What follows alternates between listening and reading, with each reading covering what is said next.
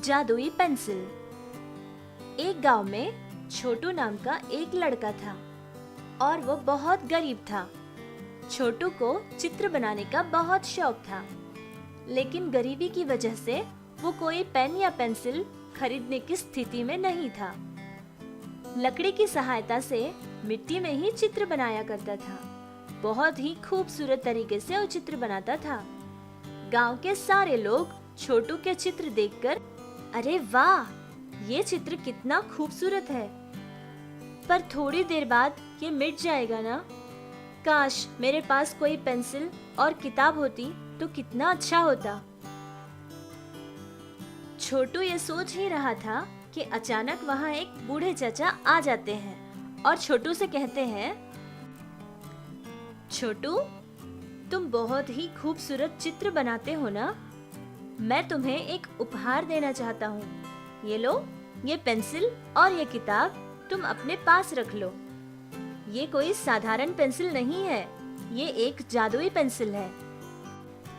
चाचा जी, ये तो बहुत अच्छी बात है कि आप मेरी मदद कर रहे हैं, पर क्या मैं ये जान सकता हूँ कि आप मेरी मदद क्यों कर रहे हैं?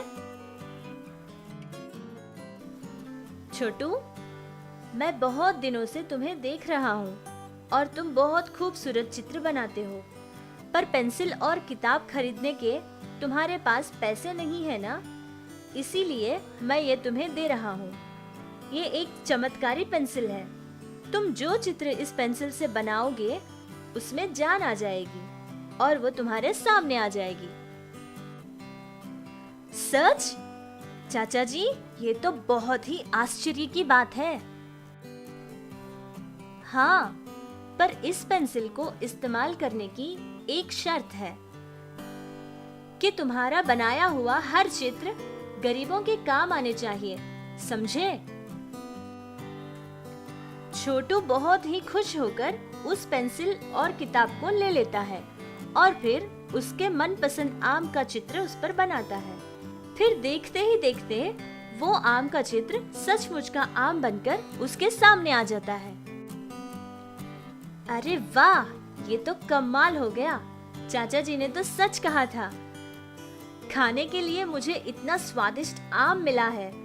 एक और चित्र बनाकर देखता हूँ। ये सोचकर छोटू एक खरगोश का चित्र बनाता है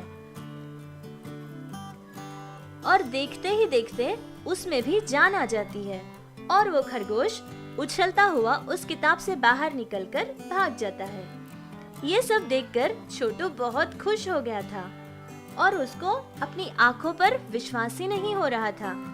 इतना अच्छा उपहार देने वाले उस बूढ़े चाचा को मन ही मन में धन्यवाद कहकर उस पेंसिल से अपने माँ बाप के लिए खाना और कुछ कपड़ों का चित्र बनाता है। जब वो सारी चीजें उसके सामने आ जाती है, वो सब लेकर अपने परिवार के पास जाता है और वो सारी बात अपने माँ बाप को बताता है। और इसी तरह छोटू उस पेंसिल की सहायता से बहुत सारे चित्र बनाकर गरीबों की सहायता करता था। इसी तरह छोटू गांव के सारे गरीबों की मदद करता रहा। गांव के सारे लोग छोटू से बहुत प्यार करने लगे। कुछ दिन गुजरने के बाद ये बात सारे गांव में फैल चुकी थी। किसी तरह ये बात उस गांव के राजा तक पहुंच गई। फिर छोटू को ले जाकर राजा के दरबार में खड़ा कर दिया गया। देखो, मैंने सुना है कि तुम्हारे पास एक जादुई पेंसिल है। तुम मेरा एक काम करो, मेरे लिए एक हीरो का सिंहासन बना दो। राजा जी, मुझे क्षमा कर दीजिए, मैं ये काम नहीं कर सकता, क्योंकि मुझे ये पेंसिल सिर्फ गरीबों की मदद करने के लिए ही दी गई है। जिस चीज का आदेश आपने मुझे दिया था वो मैं नहीं कर सकता।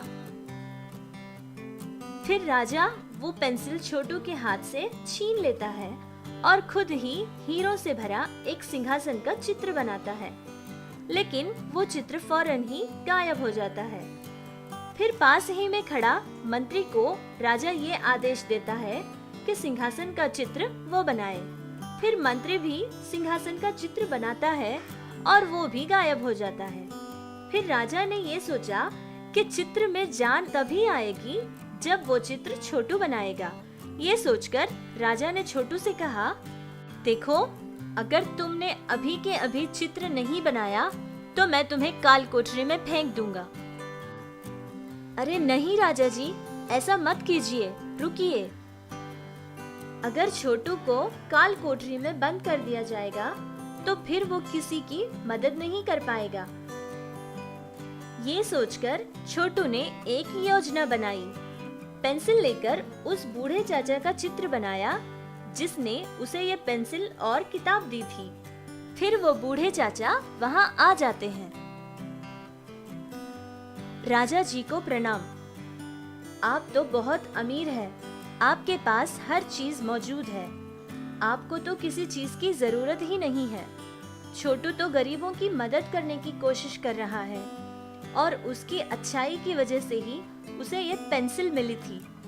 उस पेंसिल से बनाए हुए चित्र में जान तभी आएगी जब वो चित्र छोटू बनाएगा। दया करके उसे छोड़ दीजिए।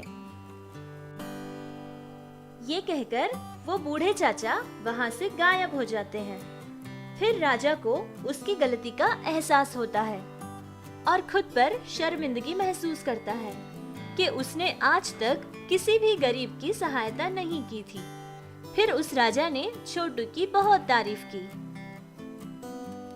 तो बच्चों, इस कहानी से हमें क्या पता चला कि स्वार्थी बने बगैर दूसरों की सहायता करनी चाहिए। गरीबों की मदद करना बहुत अच्छी आदत है।